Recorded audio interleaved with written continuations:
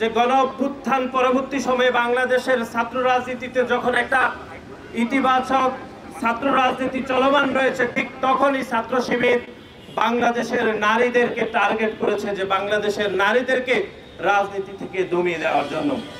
এবং তারই ধারাবাহিকতায় আপনারা দেখেছেন যে আমাদের একজন সহযোদ্ধা, একজন বোন, তিনি সংক্ষুব্ধ হতেই পারেন। বাংলাদেশের যে কোনো নাগরিক যে কোনো বিষয়ে তিনি মহামান্য হাইকোর্টের নিকট তিনি একটি রিট পিটিশন দায়ের করেছেন।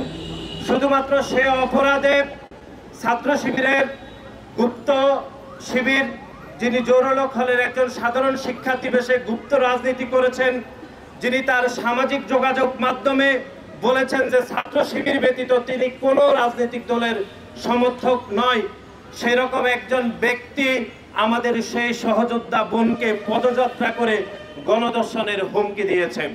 আমরা দেখেছি 1971 সালে এই আল বদর রাজাকার বাহিনীর আত্মস্বীকৃত রাজাকাররা তারা সরাসরি মানবতা বিরোধী অপরাধে, গণহত্যার সাথে এবং আমাদের প্রায় কয়েক লক্ষ মা বোনকে ধর্ষণের সাথে সরাসরি সম্পৃক্ত রয়েছে।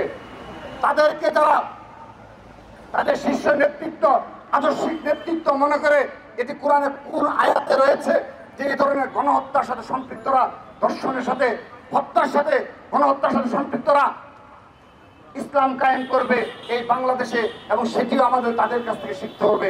ধিক্কার জানাচ্ছি। এর রাজনীতিতে একটি বিষয় স্পষ্ট হয়েছে, কারো রয়েছে ভারত, আওয়ামী লীগ এবং ছাত্রলীগের আশ্রয়দাতা রয়েছে ভারত।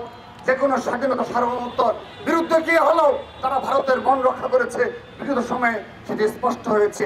একইভাবে জামাতে ইসলাম এবং ইসলামের ছাত্র শিবিরের আশ্রয় এবং প্রশ্রয়দাতা হলো পাকিস্তান। সেটি ইতিহাসে যুগ যুগ ধরে প্রমাণিত, এখনো প্রমাণিত।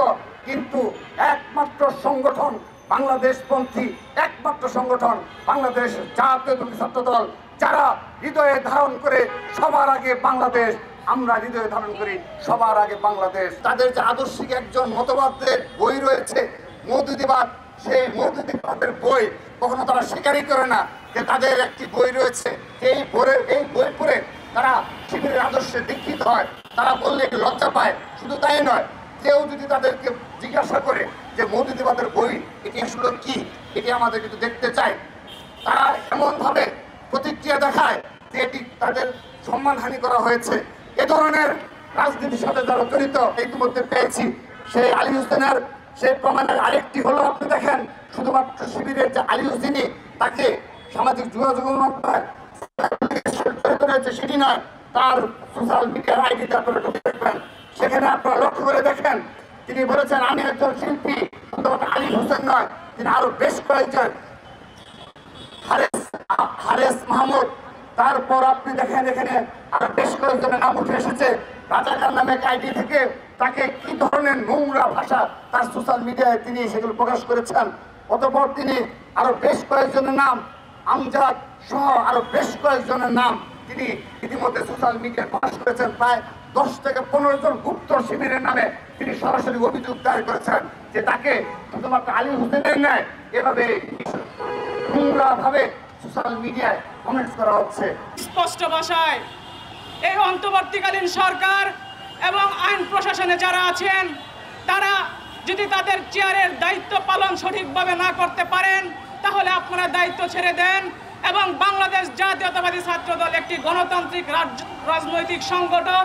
আমরা এই ফ্যাসিবাদের দোসর এবং রাজাকার আলবদরদেরকে কিভাবে প্রতিহত করতে হয় আমরা সেটি জুলাই আগস্টে দেখিয়ে দিয়েছি।